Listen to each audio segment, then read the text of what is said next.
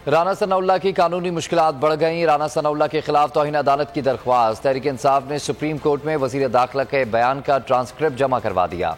बाबर अवान ने बताया कि राना सनाउल्लाह ने सूबाई असम्बली के मेंबरान के गायब होने की धमकी दी थी। लाहौर हाईकोर्ट ने वफाकी वजीर दाखिला राना सनाउल्लाह, IG पंजाब और दीगर से आज जवाब तलब कर लिया है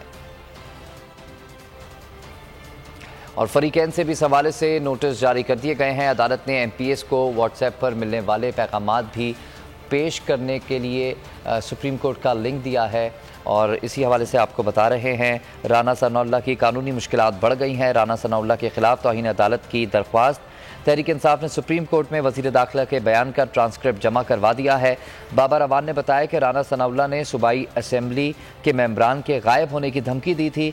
लाहौर हाईकोर्ट ने वफाकी वजीर दाखिला राना सनाउल्लाह, IG पंजाब और दीगर से आज जवाब तलब कर लिया है। सब्सक्राइब करें और बेल दबाएं ताकि कोई खबर रह न जाए।